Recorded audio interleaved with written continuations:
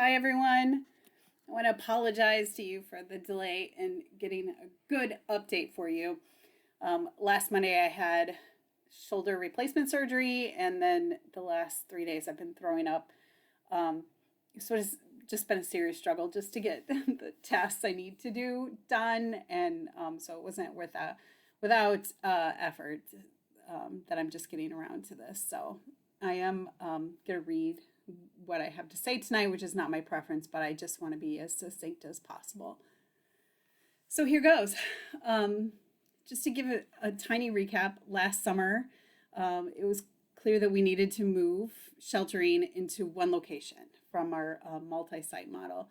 And that was for many reasons that became necessary. So at the time, we were in the initial stages of building an affordable construction project, and that was projected to be completed by the fall of 2022 right now. So to bridge that gap, we asked the City Council for approval to shelter at just one location last year, and that was at St. Paul's in Kankakee. Prior to the vote, we did not have the support of St. Paul's Second Ward Alderman Dave Barron, and we couldn't expect a council vote in favor of our year at St. Paul's without his support. So I had a meeting with Alderman Barron, and he expressed his serious concern that granting 1 year would lead us to potentially asking for another year, potentially putting council members in a difficult position of having to deny approval in the future. So with the construction project on a trajectory toward being complete in the fall of 2022, I felt confident to make a commitment to Alderman Barron that if he supported us for 1 year at St. Paul's, then we would not request approval for another year. This was a commitment that we made very publicly. I have made it very public, and it's been referenced many times since. So as you all know, between then and spring of 2022, inflation caused construction prices to rise to an unaffordable level, as well as a cost that would not be good stewardship for us to pay for the building that we planned. So I immediately began considering all potential alternative options that we could have for sheltering this fall, and I found a building for sale on South 4th that would have met our needs even better than our proposed construction project. But the planning board, as you know, rejected our request to rezone the property. At that point, we had no viable options for sheltering on the horizon. So I won't deny that this wasn't a massive disappointment to me and for our guests. I thought that we had really built some good inroads and relationships with the city over the last couple years and felt very let down. One of the challenges of my job is, while we're still a very small organization, is that I play all job titles from accounting to marketing to programming. And when I think about where I'm most happy and at peace and, really doing a good job with what I do is when I'm with our homeless and doing what we do. But there are a lot of other things that I do as part of my role that are difficult for me. And missing this mark, losing that, really felt like a personal failure. So that's been a real struggle for me. So some criticized us for not just going ahead and requesting another year at St. Paul's. And while that may sound simple and it may make sense, I want to talk a little bit about that. Tuesday morning this week, I received an email from the city wanting my permission to submit another request to the City Council for another year at St. Paul's. The permission had to be provided by Wednesday, so I, essentially 24 hours to make that decision, and it had to be from Fortitude. The request to the City Council had to be from Fortitude. We also needed permission from St. Paul's in order to submit the request to use their site for another year, which we did not have. We had never requested that because it was not part of the plan. So Every once in a while in life, we're faced with some serious ethical dilemmas that require thought, prayer, and an ethical framework on which to base your decision making.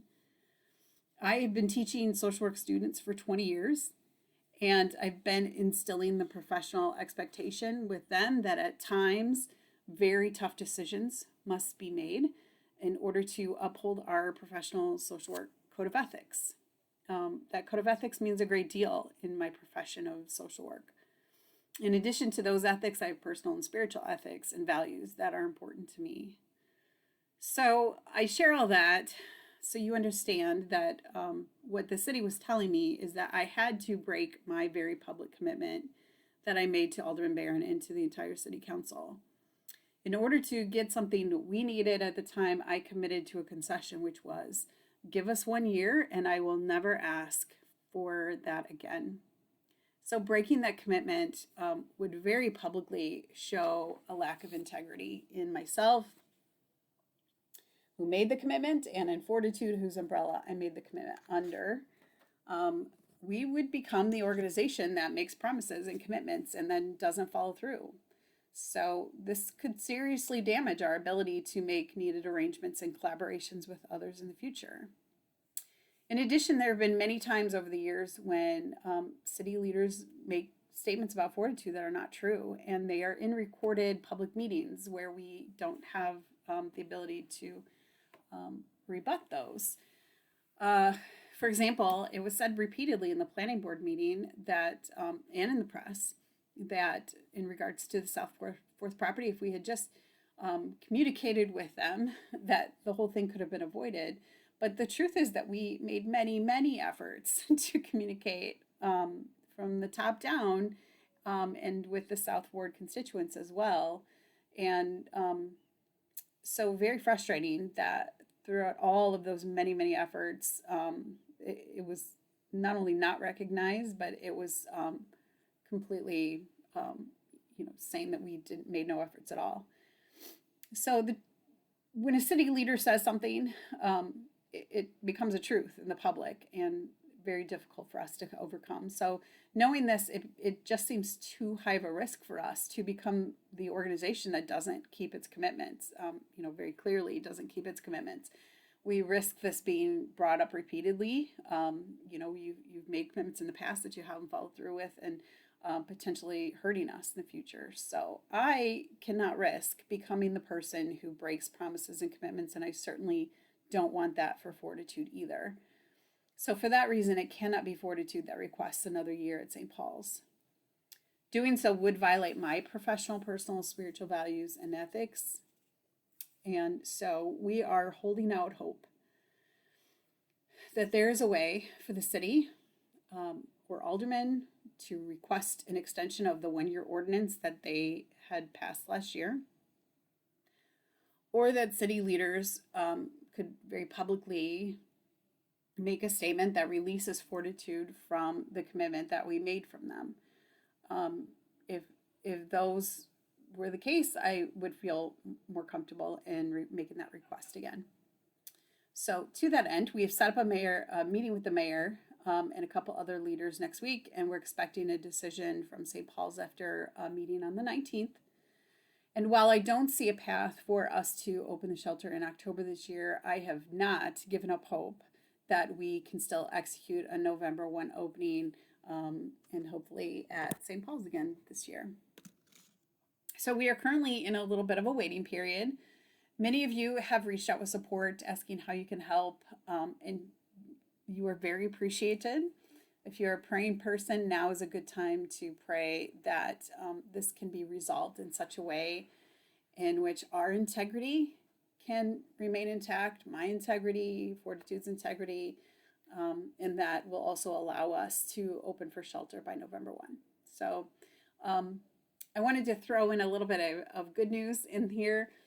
Some exciting news is that we have the funding for and have decided to go forward with purchasing bunk beds, even if we are sheltering at St. Paul's again this year.